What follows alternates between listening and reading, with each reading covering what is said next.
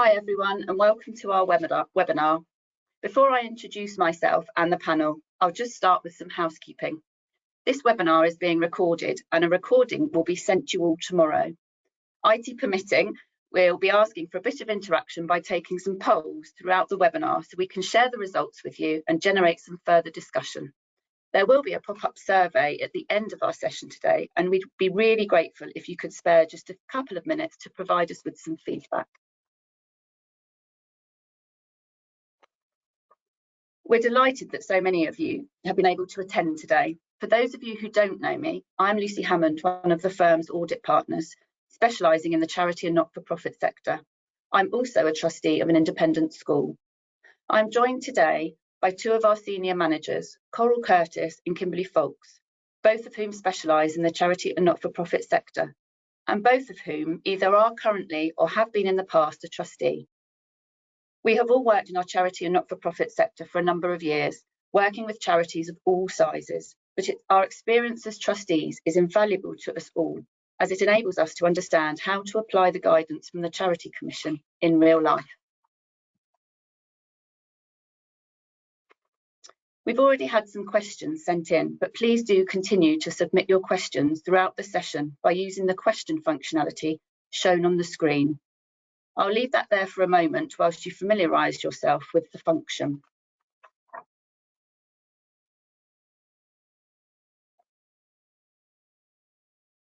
These are the areas that we will be covering today. We're focusing on these key areas largely because in 2024, yet again, we saw high-profile cases of mismanagement and poor governance in the mainstream news. Towards the end of 2024, the Charity Commission concluded its inquiry into the Captain Tom Foundation. The inquiry was highly critical of the conduct and actions of two former trustees of the charity, with serious failings in the charity's management, which included failing to act solely in the best interest of the charity and to effectively identify and manage conflicts of interest. Only 2 months prior to that, the Commission reported its findings into its inquiry into Fashion for Relief, disqualifying 3 trustees, including Naomi Campbell.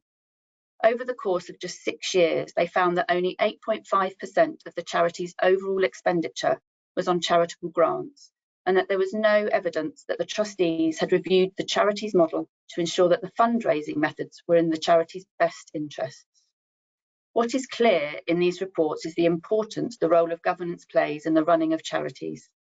On that note, I'm going to hand over to Kimberley to talk to you about the 6 main duties of being a trustee.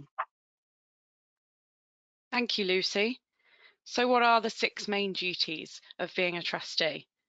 Firstly, you've got to ensure your charity is carrying out its purposes for the public benefit. Trustees must ensure that the charity is fulfilling its objectives as outlined in its governing document.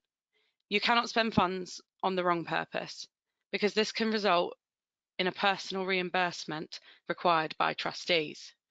You should ensure you comply with your charity's governing document and the laws and regulations relevant to your charity. Trustees should make decisions that are in the best interests of the charity and its beneficiaries, and avoid putting yourself in a position where a conflict of interest may arise. And there'll be more on this later from Coral. Trustees must ensure that the charity's assets are used wisely and safeguarded against misuse. And trustees should perform their duties with the same level of care and skill as a prudent person in managing their own affairs. And finally, trustees must ensure that the charity is accountable to all of its beneficiaries, regulators, and other stakeholders. And touching on that last point in more detail, what's one of the ways that a board can ensure that they are accountable? Well, we feel that's by having the correct skills and by being a diverse board. On this slide, I've listed out some of the key skills that are usually important when you're formulating the trustees on your board. And I think we all know that legal, financial, and human resources skills can be fundamental to the composition of your board. But how many of us think about the equality, diversity, and inclusion skills needed for our board? It helps the board to remain innovative, relatable, and agile to adapting to challenging circumstances if there is regard to the diversity of the board. Knowledge in the relevant specialist sector is also key, but this may not be apparent when you first join the board. It's something that you can learn or get involved with training or understanding from other trustees and key management about your specialist sector. It's proven that diverse boards make better decisions. Diverse teams have been shown to make better teams. They can be more fact-focused, they can analyse the information better, and it's more likely to be innovative. You can read about a good case for this and a diverse board and its positive impact in the NHS Workforce Guide. Essentially, charities need to be true to their purpose and values. If your charity says that social purpose and inclusivity are important to it and its values, it's essential that this is also reflected not only in the employees, but at the leadership and board level. It's how you live your values and your purpose. Your board needs to reflect the makeup of your wider community so that all people, including marginalised groups, can have confidence in your leadership. A way that you can understand the diversity of your board is to carry out a diversity audit, and this can help to spot and fill any gaps in your diversity. It can reveal things that are not always visible. Differences such as class, personal background, sexuality, and those with invisible disabilities are not seen. So some trustees may not want to disclose this information, of course, but maybe collect this data in an anonymous way, maybe through the chair or the governance professional. And the results can help focus the attention and prompt action needed to increase diversity if needed. It can prompt wider discussions with the board to how to build an inclusive culture and continue building on the great work that's already started. So at this point, we're going to have our first poll. We would like to understand when you last carried out a skills audit of your trustee board. Please select one of those options.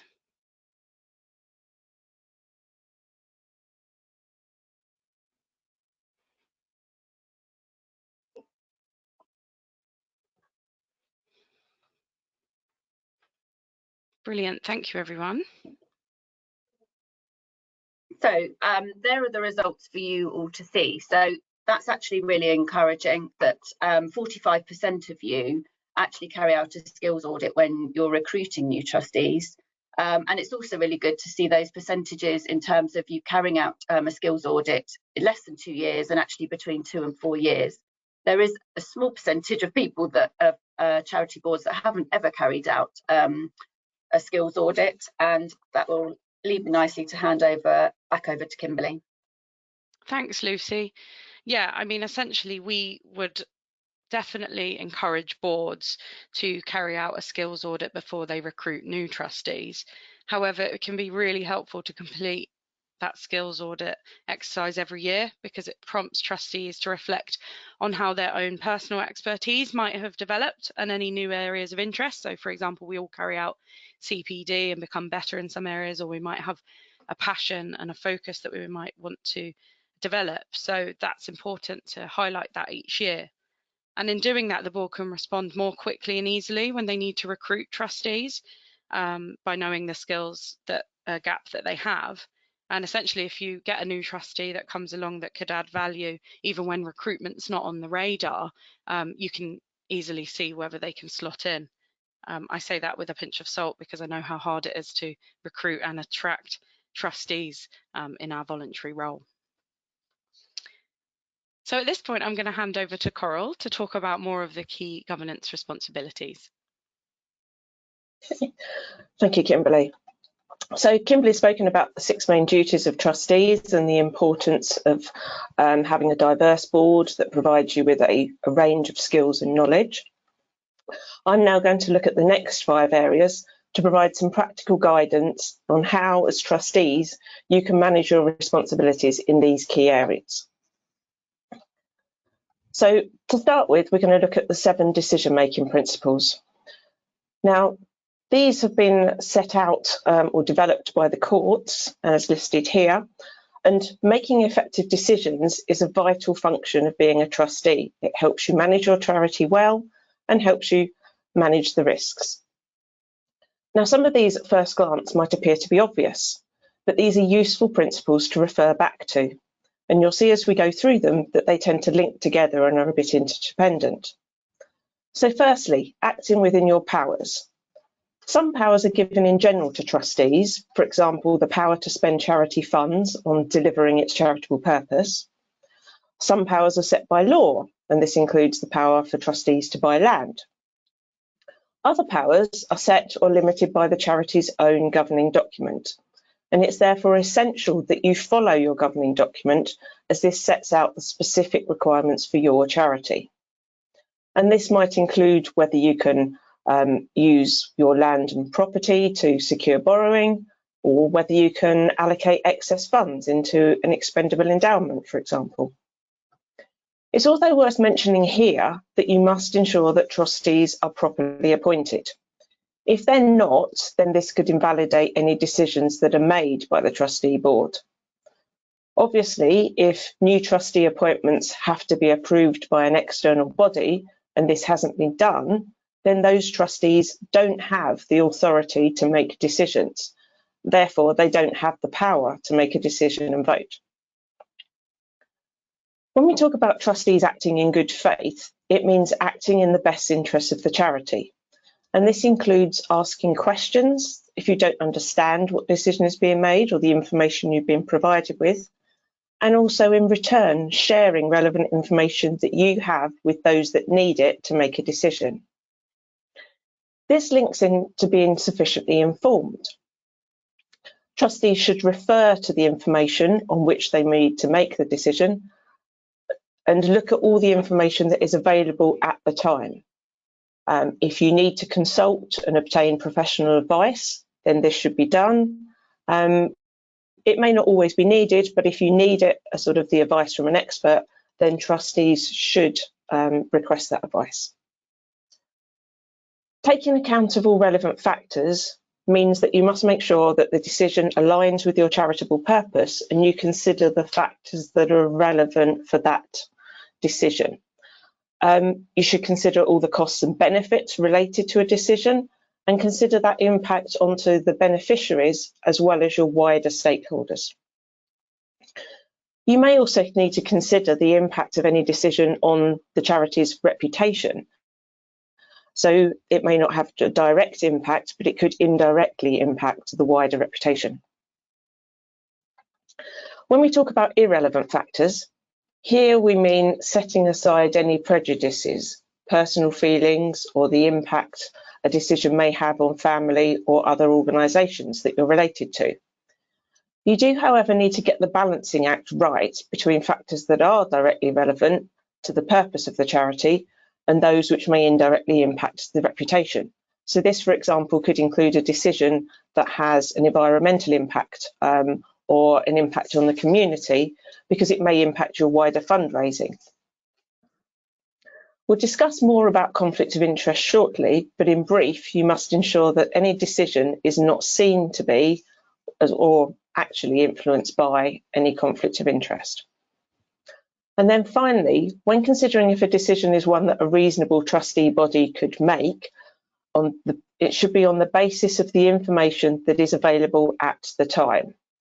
It may be that further down the line, a different decision would be made, and it may then be necessary to change that decision. But in order for trustees to be able to demonstrate that a decision was appropriate at the time when it was made, this is why you should follow the principles and then document the basis and the information on which the decisions were made at that time. So obviously these principles need to be considered in proportion to the decision being made, but it's definitely a useful framework to remember and refer to. So now we'll move on to decision making in practice, which usually means at meetings. So as I've stated here, the most efficient way of making decisions together is usually through meetings. This is because trustees should make decisions collectively rather than as individuals. As all trustees are jointly responsible for all decisions made, And this is even if they were not actually in attendance at the meeting or for that decision being made. And this might be because they had to step away from the meeting due to conflict of interest, or just that they were unable to attend. And it's important to remember this joint responsibility when delegating to committees. And this is why we would normally expect any subcommittees to report back to the main board at the following board meeting, so that the board can either ratify a decision or formally document that they are aware of and subsequently approve a decision that's been made. So it's important that any decisions that are made both in committee meetings and in trustee meetings are noted down. And this helps that at a later date, any decisions can be explained further down the line. It's clear to see what information was available, used to make the decision, and whether there were any conflicts of interests that were taken account at the time. If any confidential issues are discussed without the usual minute taker being present, it's still necessary for the decisions to be minuted. And it might be a more senior member of management takes the minutes, or a trustee will take the notes.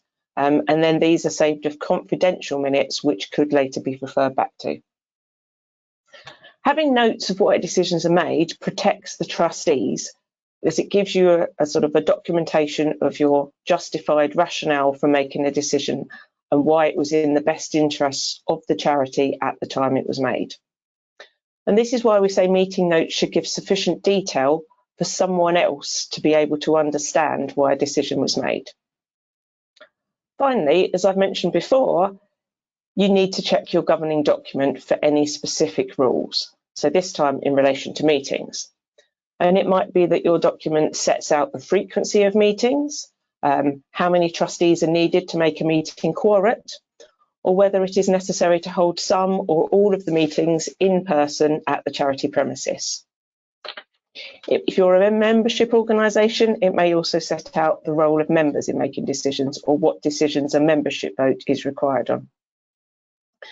Now, meetings are generally considered to be a discussion which takes place when everyone can see and hear each other.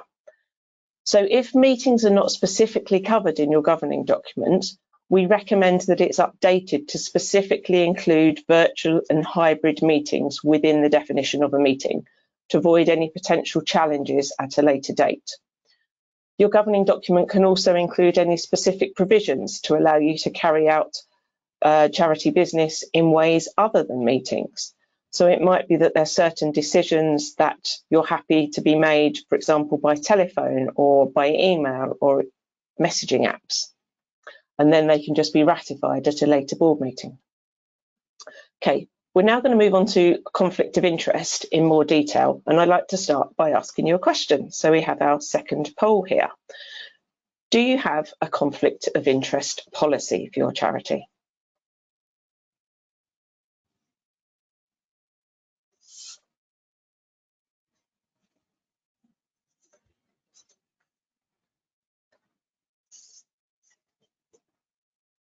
Okay, well, that's very pleasing to see. I'm glad that, so 81%, that's a very strong number. So I'm very glad to see that you've all got a conflict of interest policy in place, and hopefully it is being used and referred to. I've got another question I'd like to ask. So we move on to poll 3. When are you identifying potential conflict of interest? And here you can tick all that apply. So do you look at your potential conflict of interest when new trustees are appointed to the board?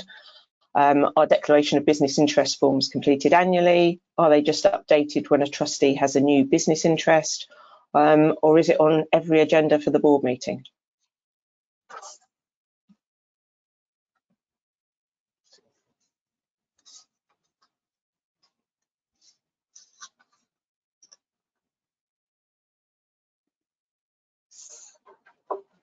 Okay, so we've got a sort of a mixture of answers here. So I suppose I'm sort of a little surprised that it's only 59% for when new trustees are appointed to the board. I think that is probably a key one, that whenever a new trustee is appointed, they should be asked to complete a declaration of interest form, so that you can then add their interest onto the register of interest and understand any potential conflicts that may arise, or even if there's such a significant conflict that maybe it means that they shouldn't be appointed in the first place. It's good to see that they're completed annually. I know when we're auditing charities, as auditors, we usually ask for them to be renewed and updated annually and us to see the latest version. It is always nice to see when charities are completing them annually. When trustees have new business interests, so I think trustees need reminding that if they get a new interest, then it's definitely, they should be highlighting this and it should be added to the register on a timely basis, not just when it comes round to an annual or less frequent review. And then on the agenda for the board meeting, so I know a lot of charities do have this as a standing agenda item. I think it's worth considering. It may be that if you're fully aware of the register of interests and you don't think there are any potential conflicts that are going to need to be discussed, it doesn't have to be on the agenda. But I always think it's a useful reminder, and it can also prompt those trustees, if they have got a new business interest, that now is the time to declare it. So if we just move on to sort of summarising sort of some of the action and steps that you should be taking. So just as a reminder, trustees do have a legal duty to act only in the best interests of their charity, and to do this they must not put themselves in a position where their duty as a trustee of this charity conflicts with any other personal interest. In order to do this, charities should handle conflict of interest using the following steps: identifying them, and as I've mentioned, this is a legal requirement. All trustees must declare if they've got a conflict of interest, and ideally the Commission does expect trustees to have it as a standard agenda item as the beginning of each trustee meeting to declare any actual or potential conflict of interest that may impact on decisions to be made. Charities should look to manage the conflict of interest by preventing that conflict of interest from affecting a decision being made. And this could be by not engaging with the related party, by not pursuing an action recommended by a related party, or it could be by ensuring that any impacted decisions are not made by the impacted trustees. And this might be where, if you have some trustees are paid for specific services that they provide to the charity, and this has been approved by the Charity Commission, but when you're setting the level of remuneration or payment for the year, then obviously those impacted charities should not be part of that decision. It might also be if a charity is involved in a bid or for a grant or maybe a contract against a related party, then anyone that's involved in a linked entity that we're either competing against or submitting a bid to, then they should be excluded from the decision. And as I mentioned when we were looking at how often a conflict of interest are reviewed, it may be, in some cases, it might be necessary to avoid a conflict that is sort of so fundamental to the operation of your charity, a trustee may need to resign or not be appointed in the first place if they are so conflicted. When you're working through how to manage a conflict of interest, then you should always document this. So document the nature of the conflict, the conflicted parties, and then sort of the outline of any discussions that take place, and also have you excluded those where there is a conflict of interest, so who withdrew from the discussion. And then clearly document how trustees took the decision in the best interests of the charity. And this is to sort of cover yourselves as trustees, and if there is any challenge at a later date, well, what about the conflict of interest in place? If you have clearly documented the steps that you've gone through, how this was managed, what mitigations were put in place to prevent or to ensure that the decision was made in the best interests of the charity, then you are protected as trustees. The Charity Commission has produced guidance to help trustees approach their decision making properly, and to enable you to sort of have this properly justified in the event of any challenge. So it's good practice for a charity's governing document to include provisions to deal with conflict of interest situation, and I was very reassured that a number of you do have a conflict of interest policy in place, and that's great to see. Okay, moving on. We're then going to look at the consequences of not addressing conflict of interest. So if the trustees don't identify or properly respond to this, then there can be serious consequences. This could be damage to public trust and confidence. It may be that the decisions made aren't valid. It may be that there are legal consequences because of your effectively breach of your trustee responsibilities, and therefore a transaction affected by a conflict of interest, if you haven't acted properly in discharging your duties, it may be considered to be unsafe and therefore would be considered an invalid decision or contract.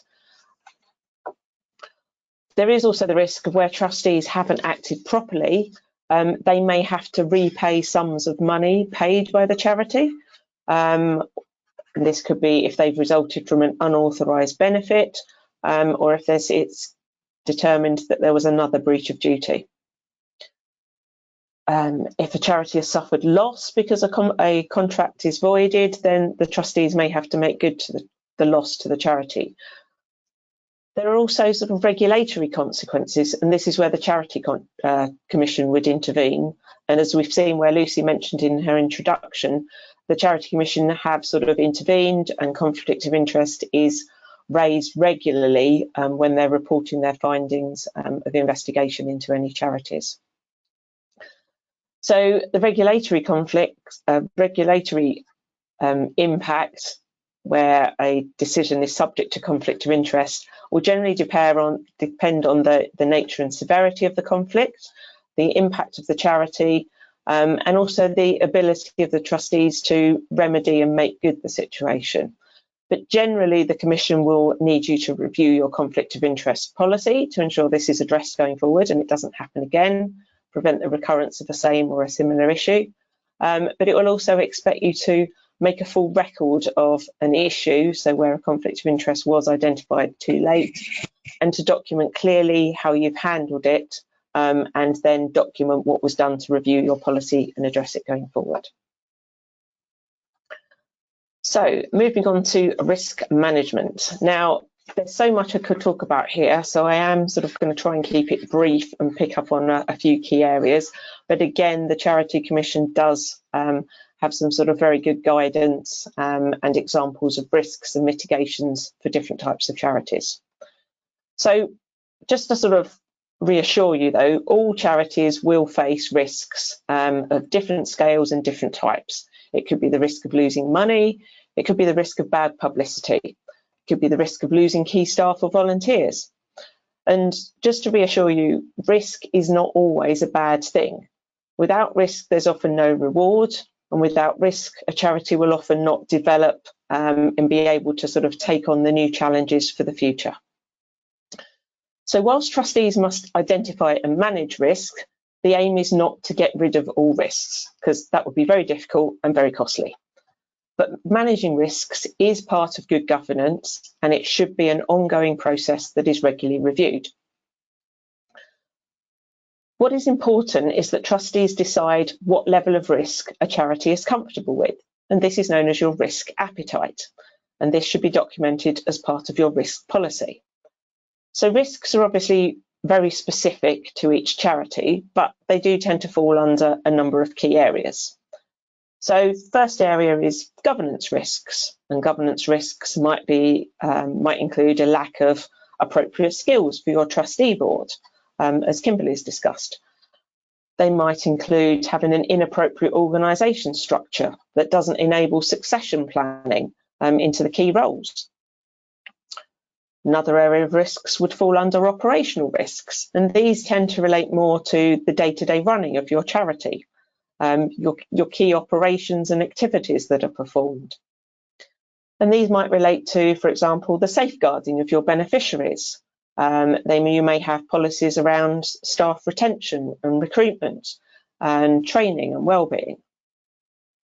Another key area is financial risks. So financial risks might relate to funding, might relate to your reliance on key grants or key donors or other key income streams, might relate to the risk around your loans and borrowing, such as when interest rates rise. It might also relate to the reliability of reporting of financial information on which the trustees have to make their decisions. It's also worth considering the external risks. We've obviously had a change in government in the last year, so you may have an external risk around changing government policy. And there's obviously been a number of changes that have come in recently that have impacted some of the key charity sectors. But other external risks might relate to the public reputation of the charity. You might have a risk that relates to changes in population demographics. This could be key to your changing beneficiaries, or it could be key to your changing donor profile. So if that's sort of relevant, you do a lot of public fundraising, then that would be a key risk for you. It's also important to consider the laws and regulations specific to your sector and what risks relate to these. So sector-specific ones may relate to safeguarding. It might relate to compliance with particular industry regulations, such as the Care Quality Commission. But it'll also include sort of the more general charity regulations, such as ensuring that you're not in breach of trust regarding the use of restricted funds. If you're a charity that employs staff, you've got to comply with employment legislation and health and safety requirements, as well as data protection. And this is so ensuring that you've got security over GDPR of your data for employees, beneficiaries, and your donor database. So when assessing risks, you need to consider the likelihood of a risk happening and the magnitude and impact if it does. So this is generally documented in a risk register, and what we tend to see is charities will use sort of a grade to 1 to 5 of each, and then when multiplied together they'll give a risk score. So you might have something which is a high magnitude of 5, but the likelihood of it happening is only 1, so that only gives you a risk of 5. If you have something rated a magnitude of 4 and a high likelihood, so it's also rated 4, then you're going to have a risk score of 16, which is obviously much higher and is therefore something that's very important for the trustees to focus on. And the action you take when sort of, say, evaluating what action needs to be taken on a risk needs to be proportionate to the scale of the risk. So you've also got to sort of think about what capacity has the charity itself got and capability of managing those risks. So there might be risks that the charity is willing to tolerate and accept the risk, and because it's sort of a core activity that you want to do and you're happy with the level of risk and exposure you've got. It may be you want to look at reducing the risk, and the most common way is through mitigation of a risk by putting extra controls in place. This could be authorization, it could be a review, it could be using an external party to undertake specific reviews or training in an area. It could be that you want to avoid the risk altogether. So maybe you want to change your plans or pull out of a particular area where really the risks are too high for you to get the benefit from it. Or it may be you choose to pass on the risk, and this is most common by either taking insurance to cover a risk. So you may have sort of trustee indemnity insurance, or it may be outsourcing the risk. So you may choose to outsource a particular area to benefit from an external party's specialist skills and experience. Finally, it's important to monitor your risks and sort of review and assess these. So this is generally done by sort of regular monitoring of a risk register and ensuring that risks have been sort of allocated, someone's got responsibility for them, and is there a timescale for any action to be taken place or to take place, and the trustees sort of review this on a regular basis, either at a main trustee board or as part of an audit and risk committee, for example. So the Charity Commission guidance note has got a lot more details, but hopefully that gives you a few things to think about when managing your risks. I've mentioned a governing document a number of times already, so I just thought I ought to flag how can you make changes to your governing document if it is necessary to ensure it covers things like meetings and how decisions can be made, for example. So most changes can be made without Charity Commission authority, but your governing document probably also includes a clause on how you can make changes to it, whether any additional requirements need to be followed, whether it's a majority of trustees, is there a higher percentage of trustees that must vote on changes, such as 75%, and if you're a membership organisation, where do the members need to get involved? There are some sort of regulated alterations that need Charity Commission approval. So to change sort of your overall charity purpose, or to widen it if you want to undertake new activities, to allow benefits to trustees, members and those connected to them. So the usual example of this is to make any payments to trustees for services that they provide. This obviously needs Charity Commission approval. And what happens to charity money and property on voluntary closure of a charity? If you want to make a change to what's currently in your document, then that would need Charity Commission approval. There are other things that may need, such as buying or selling land. So having talked about where you need Charity Commission approval, there's a few other things where you also need to report to the Charity Commission.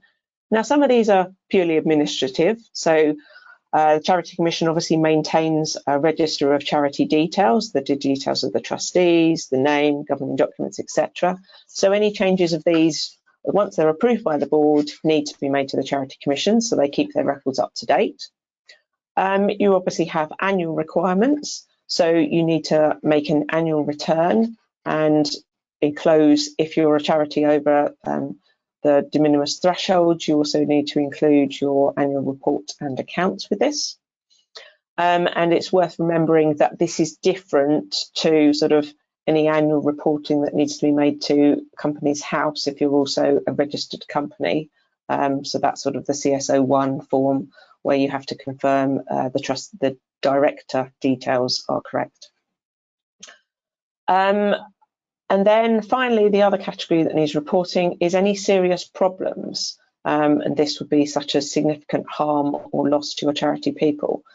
Now, I'll cover these in more detail on the next slide, but it's important to remember that regardless of whether or not the problem needs to be reported, trustees do have a duty to act quickly to prevent any further harm, loss or damage, and to sort of take action to review the situation and prevent it going forward. So even if you decide it's not a serious enough incident in your charity to require reporting, you should still sort of document this basis that you made that decision and what action is being done to prevent a minor incident happening again going forward. So reporting serious incidents. So a serious incident, it might be actual, it might only be alleged, but it's something that generally results in or risks significant harm to your charity's beneficiaries, staff or volunteers or others that come into contact with the charity. It may involve loss of your charity's money or assets, it may involve damage to your charity property, or it may involve harm to your charity's work or reputation. And if any of these happen, it is important that you make prompt, full and frank disclosure to the Charity Commission. And the responsibility for this reporting rests with you as the charity trustees. In practice, it may be delegated to someone else within the charity, so within the management team, but it is important that the trustees are aware of what is being reported, they approve what is being reported, and they ensure that the reporting has actually been done. And this should be done promptly, and by promptly I mean as soon as you are aware, you've sort of gathered the initial information, the charity becomes aware of it and they consider, yes, this meets the criteria of being a serious incident and it should be reported. And if you're a larger charity, you also have to include in your annual return whether you've reported any serious incidents or whether there are any that you haven't yet reported but need to. And the updated annual return is sort of bringing down the threshold for this. So rather than just being charities of income over 25,000, it will apply to all charities going forward regarding safeguarding. So some of the issues that you may report might relate to safeguarding incidents. It might be that you've decided a business activity is no longer viable, and therefore there's going to be significant costs of closure or stopping an activity. But the trustees have decided that's in the best interest of the charity because it avoids multiple losses on that activity going forward. And obviously, if there's a fraud identified at the charity, then that should be reported. But the charity guidance does include almost a checklist as to whether this is a serious incident and should be reported. And there is an online form that sort of takes you through the steps of what needs to be identified. And just to make you aware, there are also separate duties for us as auditors or independent examiner to report certain matters. And obviously, ideally, the charity should have reported first. So I'm going to now hand back to Kimberley, who is going to discuss environmental, social and governance reporting. Thank you very much, Coral. So 2024 was a landmark year for environmental, social and governance legislation, or ESG legislation. We had the International Auditing and Assurance Standards Board introduce the International Standard on Sustainability Assurance, which set a global benchmark for sustainability assurance engagements. And the IFRS Foundation Sustainability Disclosure Standards, or IFRS S1 and S2, came into effect, establishing a new global comprehensive reporting framework. And the European Union Corporate Sustainability Reporting Directive also entered the chat, mandating comprehensive ESG disclosures for nearly 50,000 companies. So in 2025, the impact of these regulations is expected to be profound for UK entities. The previous government began the development of the UK Sustainability Reporting Standards, or the UK SRS, and it is anticipated that the current government will consult on the exposure drafts of the UK SRS in the first quarter of this year. And while all of this will be targeted at larger companies and charities, any new legislation is likely to mean that entities will need to begin to gather ESG data from their supply chain, and this will lead to a direct impact on the small and medium entities and the not-for-profit entity market. As these regulations take hold, entities that proactively adapt will be better positioned to thrive in the increasing ESG focus world.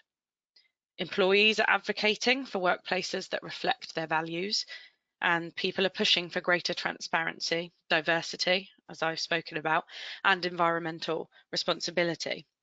So for charity boards, ESG is about showing a considered approach to stewardship or governance, the care for the people, social, and the care for the place, the environmental. Trustees of smaller charities should start really the journey of the ESG reporting as they're part of their charity's story and the difference that they make, and in their public benefit and in the undertaking of their charitable activities, because it's likely to be mandatory for all on the horizon. Think about inclusivity and diversity, promote inclusivity within your operations and your governance, so your diverse board, etc. Abide by ethical practices, maintain those high ethical standards in all of your activities, including in fundraising, if you undertake fundraising, and in all your service delivery. And follow the transparency and accountability requirements and be transparent about your operations and decisions, because you need to be accountable, as we've said, to donors and key regulators. It's in your trustees report, impact report, and reporting of your choice and on your website to put these ESG items in. And except for the largest charitable companies, elements of ESG reporting are not yet a requirement, as I said. But why wait for it to become a mandatory requirement when you could get recognition now for the great contribution you're already making to the care of your community and care of people and the planet? So before I come on to some ideas, it's our fourth poll. So I just wanted to know if you're mindful of your charity's impact on people and the planet and how it goes about its work and activities at the moment.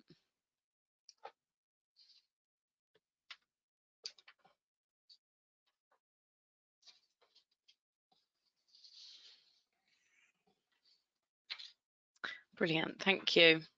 Oh, amazing. And as suspected, and as I hoped, 85% of you are mindful of your charity's impact on people and the planet and how it goes about its work and activities. 15% no, but hopefully you'll learn a little bit today, or it's prompted you to go and ask that question to your rest of your board and to your management team about what you are doing and what impact you might be having. So I think I'm going to split this down into what you might already be doing and what you might consider doing and where you would report this at the moment. So as we know, trustee boards key is strategy, and your strategy and decision making as trustees is so important, because how far has your thinking been put into practice, where your mindfulness about the planet and the people, has this fed down into your policies yet, your written policies or maybe verbal policies that need to be written, and what activities that you're doing that impact the people and the planet, and in what way would this affect your charity's work. So build into that decision making process more explicitly about your impact on people and on the planet. That could include your approach to employing people, how you offer volunteer opportunities, and your purchasing decisions. You know, how are you thinking when you enter into a supplier contract about what that supplier might be doing to the people and the planet. You might want to have a lead trustee or a team member within the charity to start the research of the sustainability issues around your charity more fully, and then bring some ideas to the board and to the management for developing your approach and your ESG policies. And as part of all of that approach and process, include that wider impact on those benefiting from your charity's work in terms of their mental, emotional and physical well-being. So you may have service users where you do track that increase, hopefully, in their physical and mental well-being, but how is that impacting their families, for example, and the wider community? Do you track those metrics, and do you have set targets for those things? And do you routinely look at that data and consider it? So what might you already be doing? So lots of good examples of charities we work with that are already having a regard to ESG are in things like looking at their property and equipment and how energy efficient it is, and if they need to purchase new equipment, that they're looking at energy efficient equipment and from registered and regulated providers of energy efficient equipment.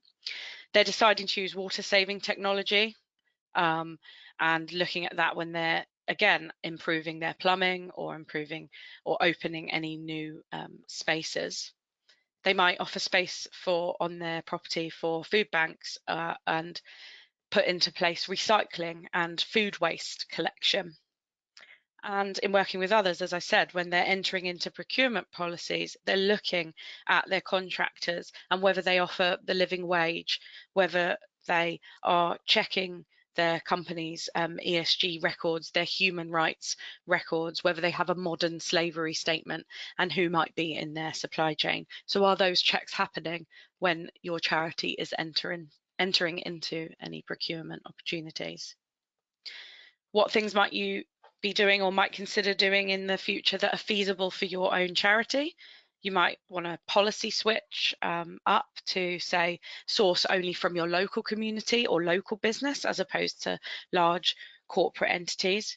You might want to consider offering apprenticeships if that's possible, enhance your training and enhance your staff training. Apprenticeships can be a great way to give back to the community and also a cheaper workforce.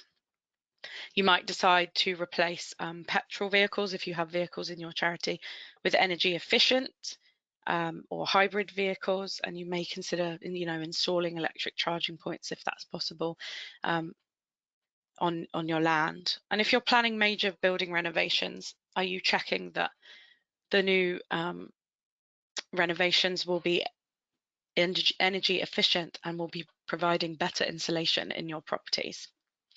If you're a grant making charity and you might be making grants abroad, Are you looking at offering grants with certain conditions to those recipients? For example, that they will use local community projects or local craftspeople or local suppliers if you offer them that grant, and they'll report that back to you and the impact that's had in their own local community. If you're already actively recycling, like a lot of us are you recording the items that you're recycling and keeping a record of your reduced consumption of electricity, gas or water and the hour of operations? Obviously, in the smaller size of entities, that isn't a requirement to report on, but as I said, you may wish to track that data to show what good impact you're having, or because eventually it will become mandatory. In your community work, you might report on initiatives of wellbeing and how you're giving volunteer hours to the elderly or education of children, and a volume of meals that you might supply in the community and things like that. So essentially actively looking at what you can do and how you can record that information and how you can report on it. And where would you report on it? Well, at the moment, as I said, it's only those larger charities that are required to report this. But if you want to, you could put that in the main activity for public benefit.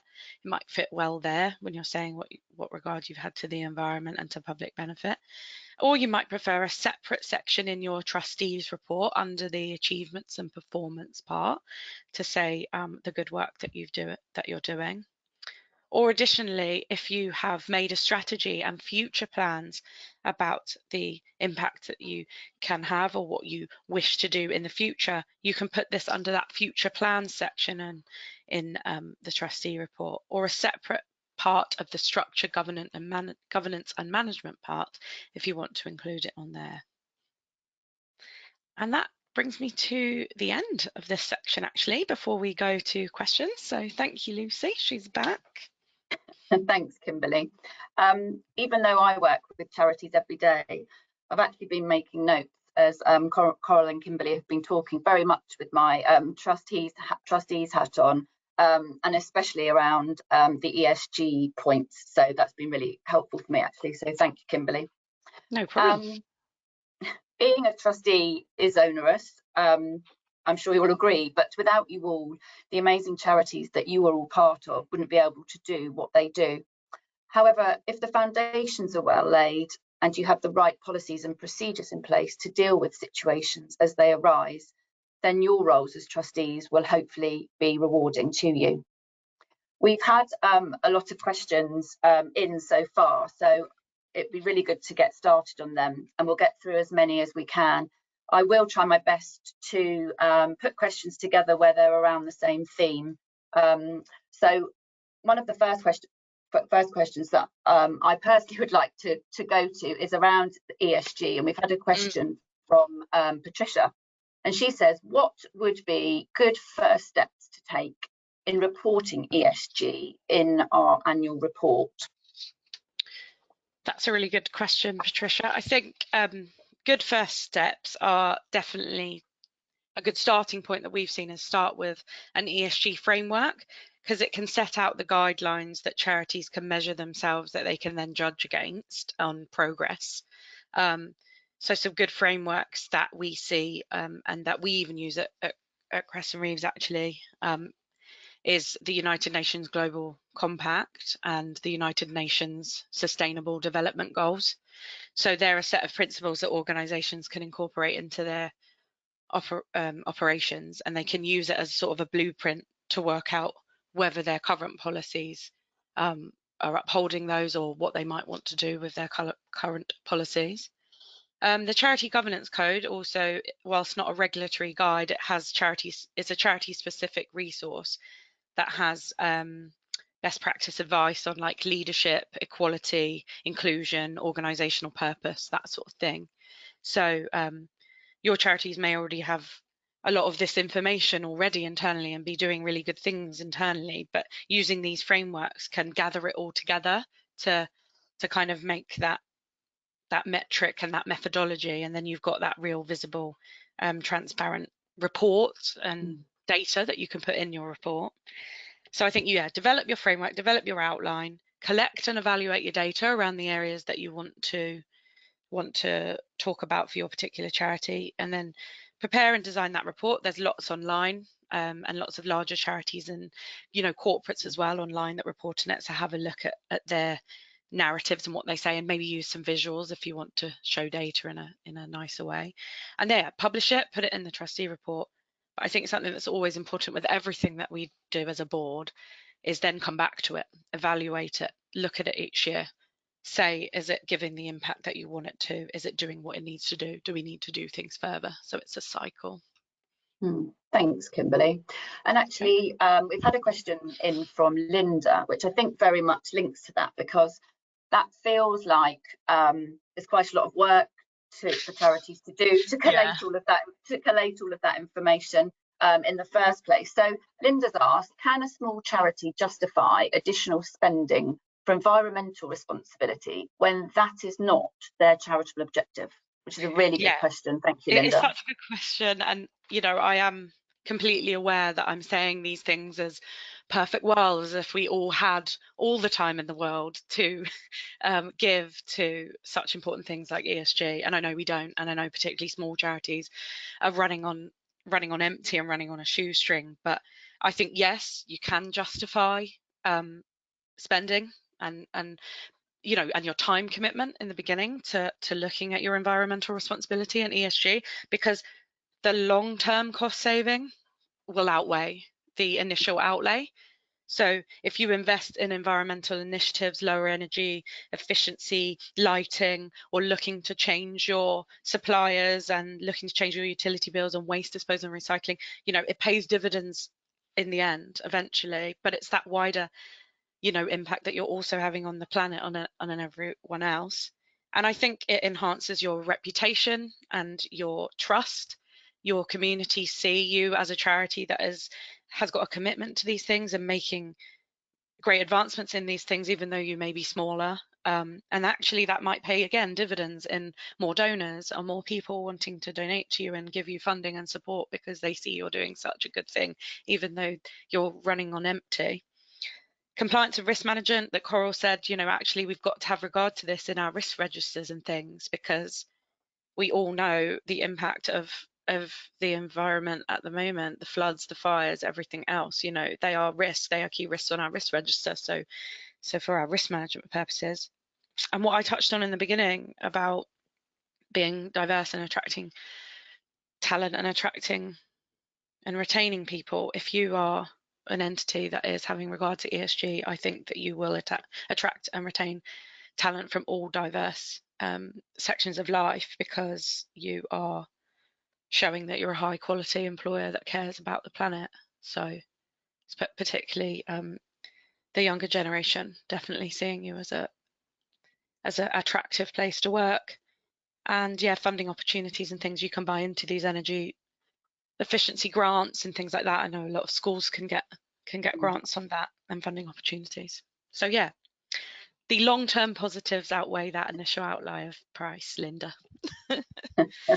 Great. And it will be really interesting to see whether or not, when the revised SORP comes through, which we're hoping they'll release the consultation next month, to see whether there is a mandatory requirement for charities to start reporting on ESG or whether it's an optional piece. So that will be really interesting to see. Definitely. We've had some other questions around some other topics, so perhaps we'll just pick up on some of them.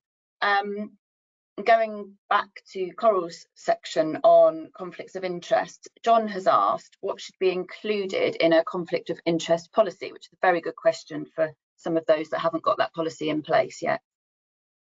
Okay, so I suppose the first thing is, sort of with any policy, is setting out what's the purpose of the policy and what it's going to cover. So to sort of manage your conflict of interest.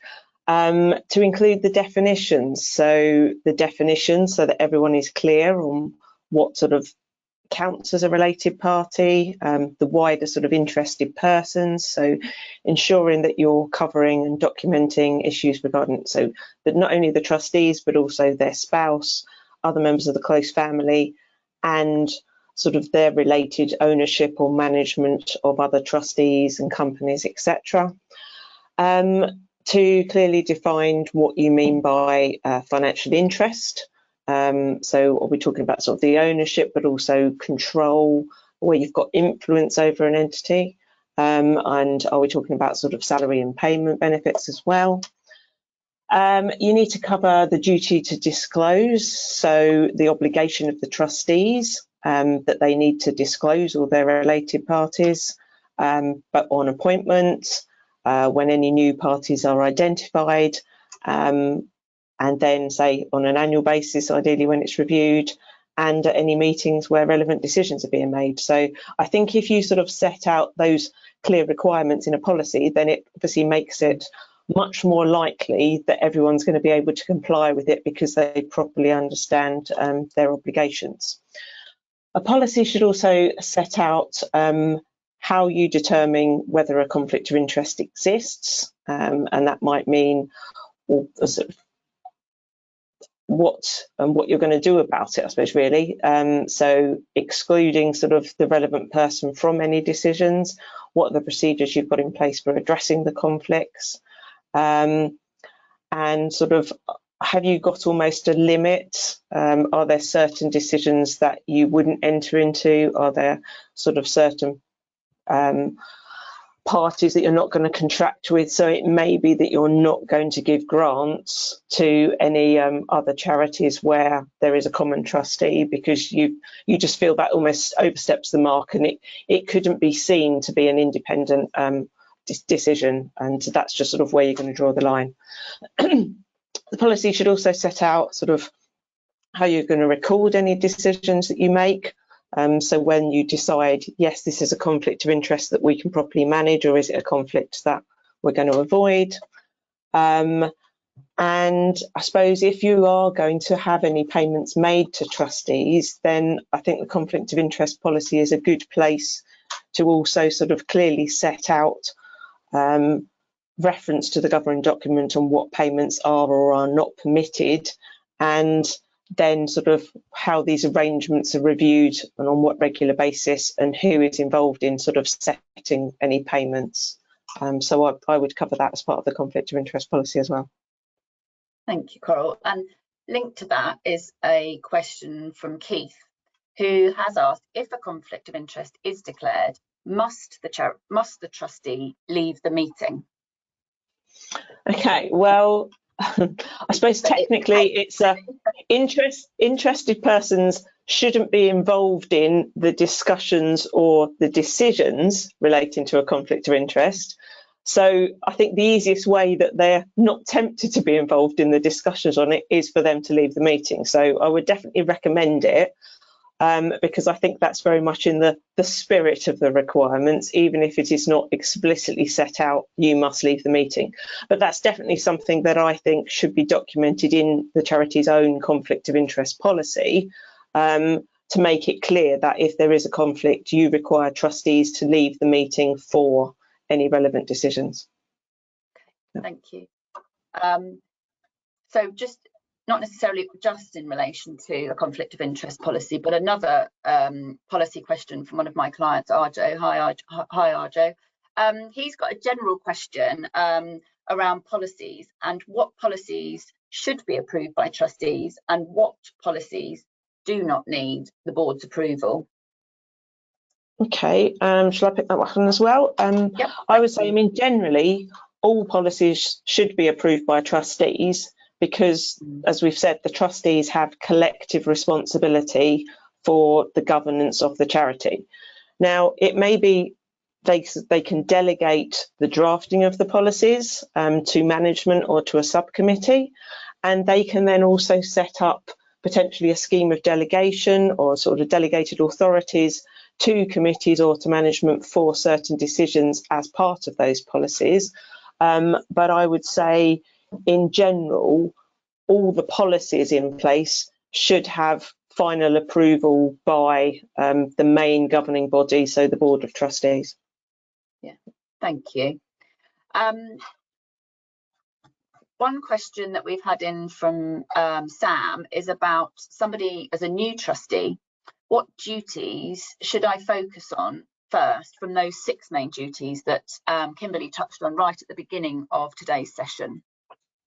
Oh, I'll go for that one then, Lucy. I think to answer that. Yeah, I mean, we've said it a couple of times, but definitely understanding your charity's purpose and objectives should be your first thing to do. Familiarise yourself, you know, even before you've joined the charity, really, to see if it aligns maybe with your purpose and values. But familiarise yourself with the governing document, the mission, the values, ensure it aligns to yourself. Compliance with laws and regulations is another one. I would definitely ensure and understand any legal requirements and regulations additional to Charity Commission and Companies House and Charity Governance Code that your charity might have, because they can be fundamental, they can be showstoppers to you. So if you have vulnerable service users or vulnerable individuals, and you have the disclosure and barring service, DBS checks needing to be done, and safeguarding, you know, definitely understanding that. Or, you know, if you're in care and you're regulated by the Care Quality Commission as well, understanding that is probably key. Getting training and development so you can be acting in the best interests of the charity and having the skill and care. So we're not saying you have got to know everything at all when you start, because otherwise we wouldn't have any trustees. But I think to have a plan in place, to know where your gaps in your skills are, yourself personally and in your board, and have that training plan in progress will help that continuous learning and continuous effective governance happening. Risk management, as Coral said, definitely understand your risks, your risk register, really key. And it is everyone's responsibility on the financial health as well. So I think, again, not everyone has got to be an accountant and not everyone's got to understand it all, but really kind of critique and understand the budgets from a higher level, or have an understanding on proper financial controls that are in place in your charity, so that you can ask good strategic questions and probing questions around the finances, because it's every trustee responsibility, ongoing concern, the ability to continue for the next 12 months for a charity. So I think they're definitely the key first steps. Yeah, thank you. And I think it can be quite daunting for a new trustee going into those first meetings. And I suppose linked to that is actually a question from Susan, which is what happens if trustees cannot agree on a decision. So Coral, you talked about decision making earlier. What happens if trustees can't actually make a decision collectively? Well, I suppose, I mean, the first thing I'll probably say is that sort of debate and discussion around any decision is a good thing. So it's not necessarily bad that there's an initial disagreement, but obviously you do want to try and reach a consensus so that you can actually make a decision. I suppose the important thing is for trustees to remember that any decision they're making has got to be in the charity's best interest. Yeah. So that should be how they sort of focus it in. So it's using the principles and making sure that they guide it towards that sort of basis for the decision. Sometimes it can help to sort of consider alternative options to rule them out. So that might be the easier way when you've got disagreement, is to, okay, we'll look at the pros and cons of things, and can you eliminate some of the options? That can help sort of narrow it down. I would say if a trustee or trustees strongly disagree with a decision, then that should be minuted, because those sort of challenges or concerns that someone is raising are obviously valid. And it may then be, if you then decide, okay, well, we can go ahead with the decision on the basis that we put mitigations in place or controls in place to manage these concerns. So that can sort of help make a decision. If you really can't reach a decision, then it may be you look at your governing document, which I've mentioned a number of times, but the governing document may include a disputes clause. It may include who's got effectively the final basis of decision. It may be that sort of the chair of trustees does have a casting vote in those situations. You do, I mean, fortunately it's not rare, but there are situations where a trustee may feel so strongly against a decision that ultimately they feel that they've got no other option than to resign if that decision goes ahead. I mean, I would like to hope that a decision can be reached before, and say usually by putting in sort of mitigation and controls in place, but say ultimately you have your right as a trustee. If you do not feel that, you personally don't think it's in the best interest of the charity, and you can't go along with this decision collectively as a group of trustees, then you may feel that you've got no option other than to resign. Thank you, Coral.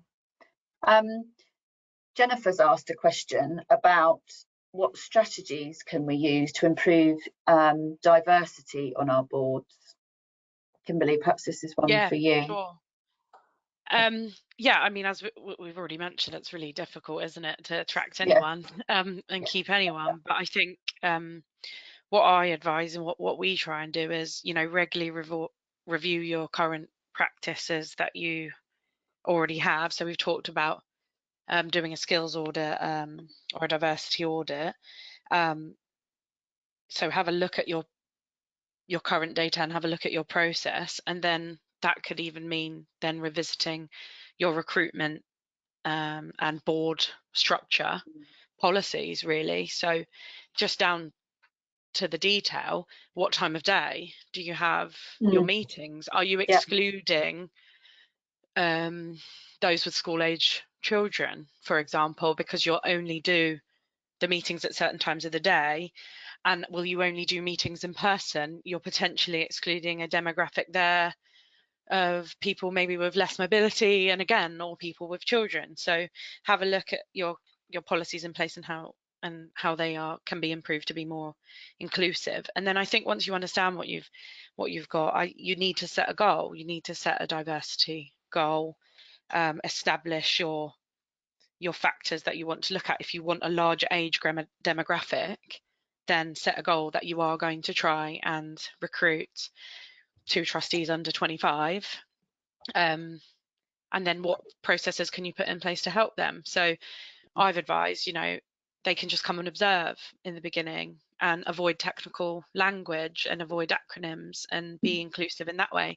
Provide a mentoring scheme so they can go up along with another trustee and sort of get that training and support alongside them, and not maybe have to speak at the initial first meetings.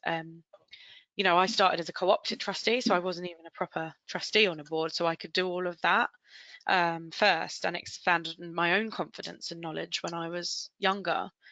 Yeah, and just really try and create an inclusive environment, you know, engage with diverse communities, be inclusive and look at underrepresented groups, broaden your recruitment efforts, and just try and be accessible to all. Yeah, that's really great advice. Done, I know. Yeah. As well. And I know my chair of trustees is watching this webinar today. When we're trying to arrange a meeting for somebody that works full time, I'm always asking for the meetings to start 4:30 or 5 so I can do my full day's work, something so simple, and then go to the meeting. So it is really about making those meetings accessible for all, and in person or remote, etc. So yeah, thank you. And I mean, something, sorry Lucy, I just forgot to mention, but like something we do at Kreston Reeves is obviously allocate a day that people can give a volunteer day and a volunteer time. Is that something, you know, not just for those of you that are trustees on this call, you know, in your normal working day as well, within your own potentially corporate businesses, could you be offering a day that people can give back and do that? Sorry, I'll shut up now. You can tell I'm passionate. Great, thank you.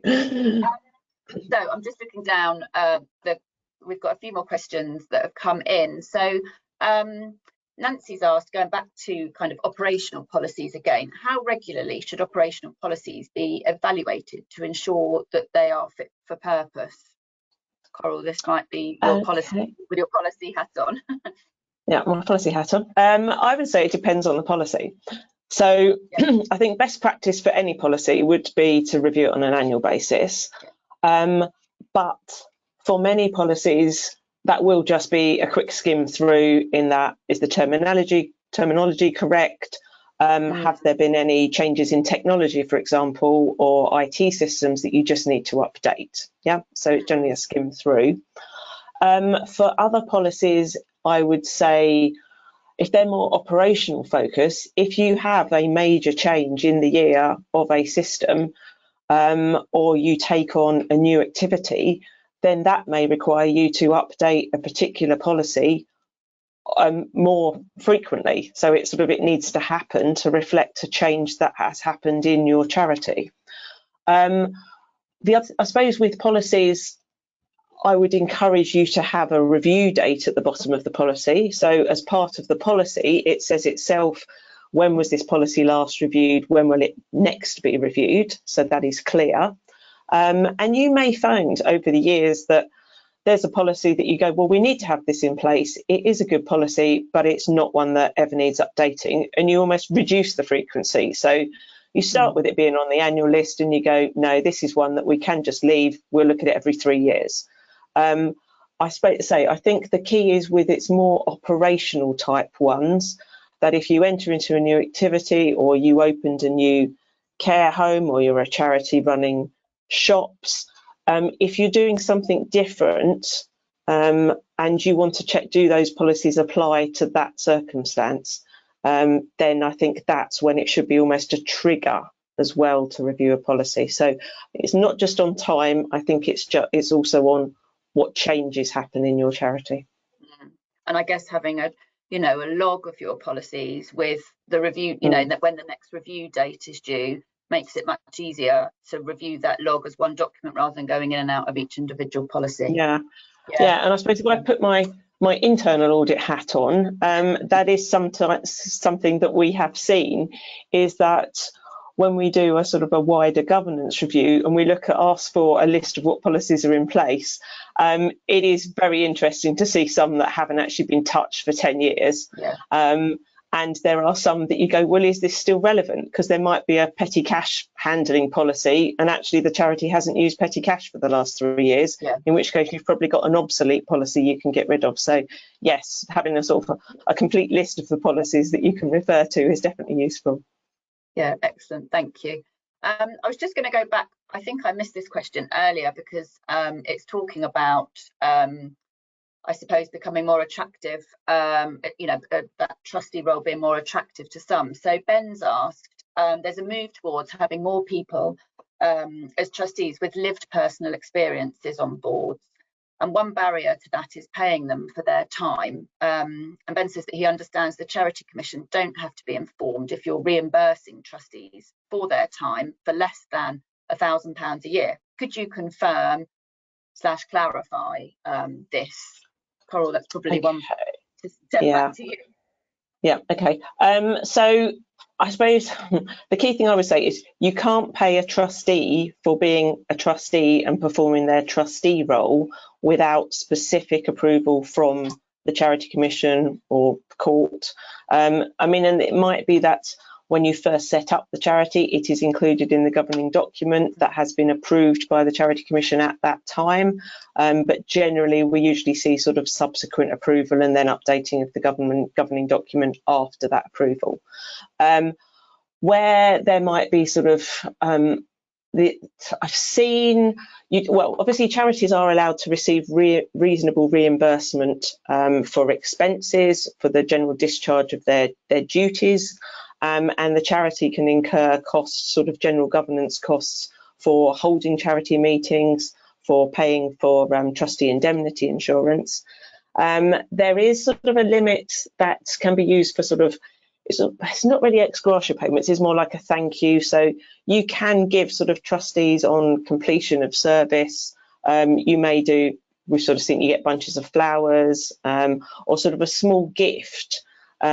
That is allowed, so it might be there's sort of confusion there, but I suppose payment for being a trustee does need specific approval, whatever the limit.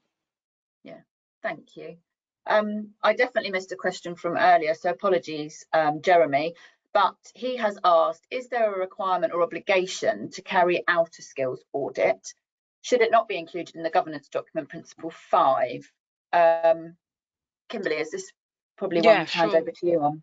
Yeah, so it's not like a specific requirement like in legislation, to carry out a skills audit or you know, a diversity audit, which we also mentioned. But really, I just want to impress that charities should be mindful of the benefit of having the correct skills and the correct diversity that they need, because it gives that depth and that innovation and that more voice and more challenge. But it's really important in the recruitment process as well for the new trustees, which is set out in the governing document, which we always come back to, and that might set out, you know, specific skills that might be required. And just doing these audits will help you identify the gaps and follow up with suitable recruitment processes. So yeah, not a legislative requirement, but very, very beneficial. Yeah, indeed, definitely.